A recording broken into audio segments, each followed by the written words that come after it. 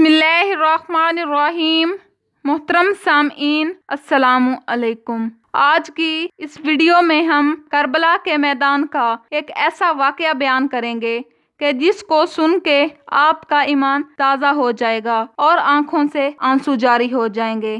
61 ہجری 10 محرم کے دن کربلا کے میدان میں جب فوج یزید نے امام حسین علیہ السلام کو شہید کیا اور آپ کا سر مبارک تن سے جدا کر دیا اور امام حسین علیہ السلام کو کربلا کے میدان میں تپتی ہوئی زمین پر بے یارو کفن چھوڑ کر رسول اللہ صلی اللہ علیہ وآلہ وسلم کی نواسیوں کو قید کر کے کوفہ اور شام کی طرف روانہ ہو گئے، اور یوں رسول اللہ صلی اللہ علیہ وآلہ وسلم کا نواسہ امام حسین علیہ السلام زمین پر بے یارو کفن پڑے رہے۔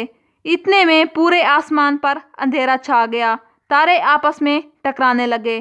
کہا جاتا ہے کہ اس وقت آسمان سے خون کی بارش ہوئی تھی، یعنی حضرت امام حسین علیہ السلام کے غم میں آسمان بھی خون کے آنسو رویا تھا۔ 61 ہجری 10 محرم کی رات کو ایک کبوتر کربلا کے میدان سے گزر رہا تھا۔ اس نے دیکھا کہ کربلا کے میدان میں تپتی ہوئی زمین پر رسول اللہ کے نواسے امام حسین علیہ السلام کا جسم مبارک بے یارو کفن پڑا ہے۔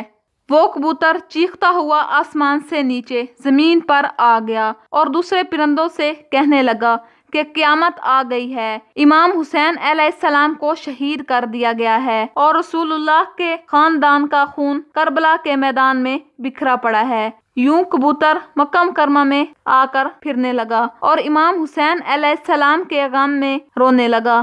اس سفید کبوتر نے امام حسین علیہ السلام کے خون سے اپنے آپ کو تر کر لیا اور واپس چلا گیا، اور پھر وہ کبوتر اڑتا ہوا مدینہ شریف جا پہنچا۔ پھر مدینہ منورہ کے ارد گرد گھومنے لگا جیسے کہ طواف کیا جاتا ہے۔ اس کبوتر کے پروں سے خون ٹپک رہا تھا۔ مدینہ کے لوگوں نے جب اس کبوتر کا حال دیکھا تو وہ حیران و پریشان ہو کر آپس میں باتیں کرنے لگے کہ آخر کیا معاملہ ہے۔ اس کے بعد جب لوگوں کو امام حسین علیہ السلام کی شہادت کی خبر ملی تو ان لوگوں کو سمجھ آ گئی کہ یہ سب پہلے ظاہری طور پر امام حسین علیہ السلام کی شہادت کی خبر روضہ رسول تک پہنچانے کے لیے یہ کبوتر حاضر ہوا ہے۔ تاریخ نے لکھا ہے کہ مدینے کے باہر سیام نام کا ایک یہودی رہتا تھا اور اس کی ایک بیٹی تھی جو ظاہری شکل و صورت میں بہت ہی خوبصورت تھی۔ اچانک اسے کوڑ کا مرض ہو گیا جس کی وجہ سے اس کے ہاتھ پاؤں نے کام کرنا چھوڑ دیا اور وہ نابینا ہو گئی۔ اس لڑکی کی حالت دیکھ کر اس کے محلے والے اور آس پاس کے لوگ اس سے نفرت کرنے لگے کہ یہ موذی مرض ہمیں بھی نہ لگ جائے۔ جب اس یہودی نے دیکھا کہ سب لوگ اس کی بیٹی کو نفرت کی نگاہوں سے دیکھتے ہیں تو یہودی تنگ آ کر اپنی بیٹی کو لے کر اس گاؤں سے نکل گیا اور گاؤں سے دور جا کر باغ میں رہنے لگا۔ وہ یہودی سارا دن کام کرتا اور شام کو واپس باغ میں اپنی بیٹی کے پاس آ جاتا۔ ایک دن ایسا ہوا کہ یہودی اپنے کام میں اتنا مصروف ہوا کہ وہ شام کو اپنی بیٹی کے پاس نہ آ سکا۔ جب اس کی نابینا لڑکی کا باپ واپس نہ آیا تو وہ لڑکی گرتے پڑتے ایک درخت کے نیچے جا پہنچی اور باپ کی جدائی میں رونے لگی کیونکہ وہ نابینا باغ میں تنہا تھی۔ اس لڑکی نے اس درخت کے نیچے پوری رات گزار دی۔ جب صبح ہوئی تو اس لڑکی نے محسوس کیا کہ اس کے قریب ہی دوسرے درخت پر اوپر پرندے کی چیخ بھری آواز آ رہی ہے۔ اس آواز میں اتنا زیادہ دم اور غم تھا کہ وہ اپنے آپ کو روک نہ سکی اور گرتے پڑتے اس درخت کے پاس جا پہنچی۔ حالانکہ وہ لڑکی نابینا تھی لیکن پھر بھی سر اوپر کر کے اس پرندے کو دیکھنے کی کوشش کر رہی تھی کہ اتنے میں اس کبوتر کے پر سے خون کا ایک قطرہ اس لڑکی کی دائیں آنکھ میں جا گرا۔ خون کا گرنا ہی تھا کہ امام حسین علیہ السلام کے خون کی برکت سے اس لڑکی کی آنکھ صحیح ہو گئی اور بینائی واپس آ گئی اور وہ اس آنکھ سے دیکھنے لگی۔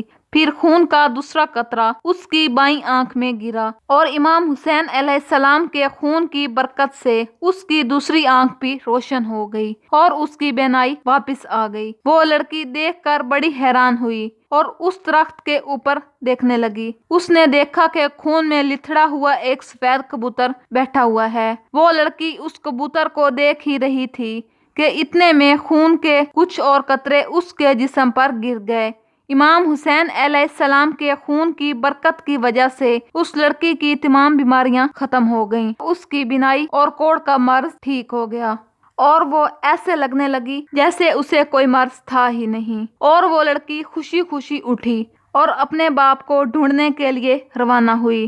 اتنے میں وہ یہودی سامنے آتا ہوا دکھائی دیا۔ وہ یہودی اس کے پاس آ گیا مگر اپنی اس بیٹی کو پہچان نہ سکا اور اسے اجنبی سمجھ کر پوچھنے لگا کہ اے لڑکی، تو کون ہے؟ اس باغ میں تنہا کیا کر رہی ہے؟ اس یہودی نے کہا، میں اپنی بیٹی کو اس باغ میں چھوڑ کر گیا تھا۔